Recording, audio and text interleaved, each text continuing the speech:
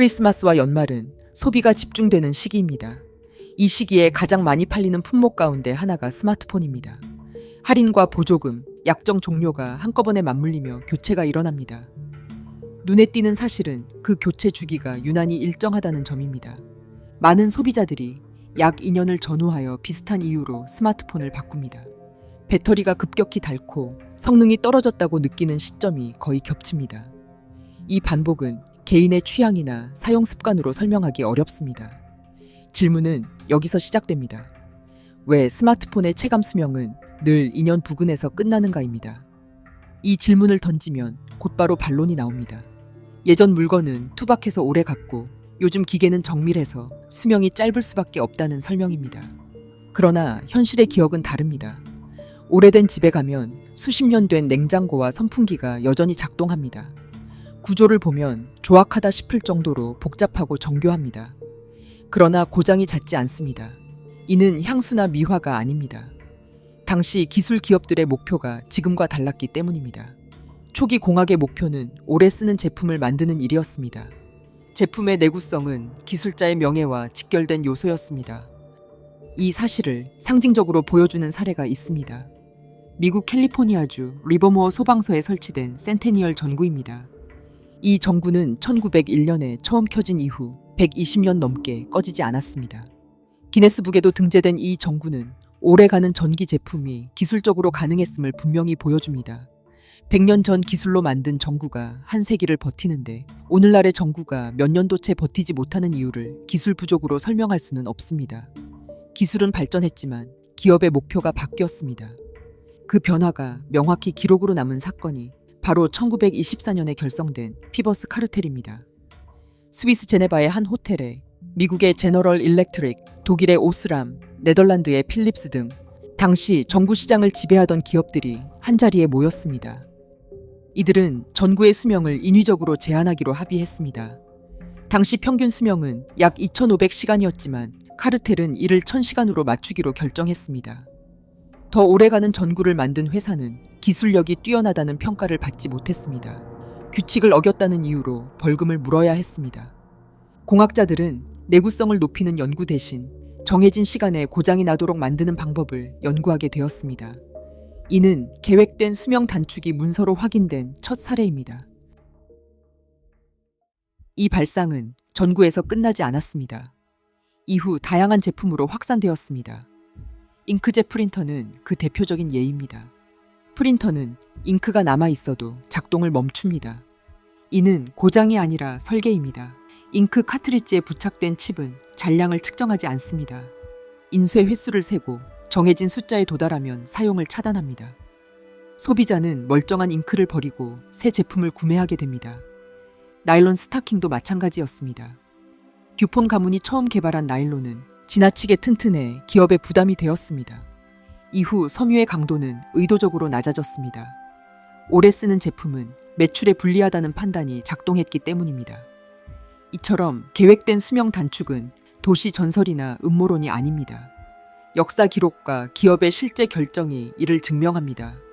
이 흐름은 결국 우리 손에 들린 스마트폰으로 이어집니다. 그리고 그 결과가 바로 2년 주기의 반복입니다. 이제 계획된 수명 단축은 스마트폰에서 가장 정교한 형태로 구현됩니다. 스마트폰 교체 시점을 떠올려 보면 공통점이 분명합니다. 약정이 끝나갈 무렵 배터리가 반나절도 버티지 못하고 사용 중 잦은 충전이 필요해집니다. 화면 전환이 느려지고 앱 실행이 지연됩니다.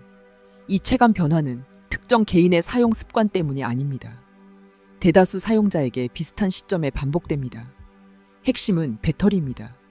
리튬이온 배터리는 화학적 특성상 2년에서 3년이 지나면 성능이 크게 저하됩니다. 과거에는 이 문제가 간단했습니다. 배터리를 분리해 교체하면 해결됐기 때문입니다. 그러나 어느 순간부터 스마트폰 제조사들은 일제히 일체형 배터리를 채택했습니다. 배터리는 강력한 접착제로 본체에 고정되었고 소비자가 손쉽게 교체하는 길은 사라졌습니다. 제조사들은 디자인 완성도나 방수 성능을 이유로 내세웠습니다. 하지만 배터리 교체가 가능하면서 방수 기능을 갖춘 제품은 이미 과거에도 존재했습니다. 일체형 설계의 실질적 효과는 분명합니다. 스마트폰의 수명을 배터리의 소모 주기와 묶어버린 것입니다. 고작 3만 원짜리 부품의 수명이 100만 원이 넘는 기기에 교체 사유가 됩니다. 이는 하드웨어만의 이야기가 아닙니다. 소프트웨어는 이 흐름을 가속했습니다. 대표적인 사례가 이른바 배터리 게이트 사건입니다. 구형 아이폰 사용자들이 운영체제 업데이트 이후 급격한 성능 저하를 경험한 사건입니다. 애플은 초기에는 배터리 상태가 나쁜 기기에서 갑작스러운 전원 차단을 막기 위한 조치라고 설명했습니다. 그러나 법원의 판단은 달랐습니다.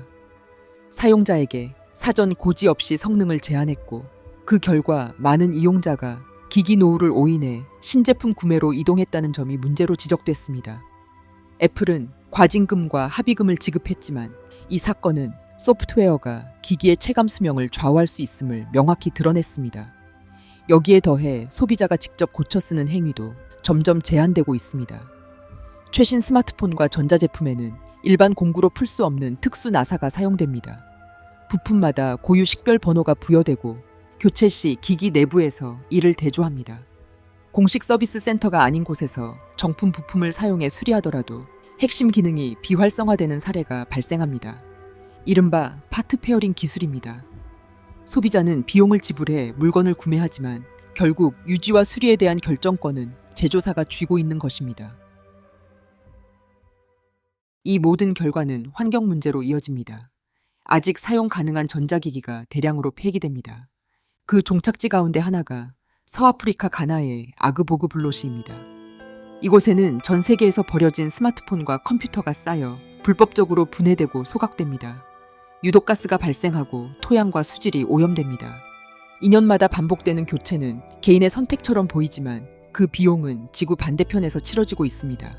탄소 배출 규제와 온난화 방지, 온실가스 저감 등을 전 세계 모든 기업들의 최우선 과제로 규정하고 이를 어길 시에 펀드 운용에 불이익을 줄 수 있다는 새로운 규칙을 세계적으로 도입한 자들이 환경 보호와는 굉장히 상반된 결과를 낳는 모순적 행태를 저지르고 있는 것입니다.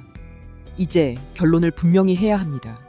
계획된 수명 단축은 상상 속 이야기가 아닙니다.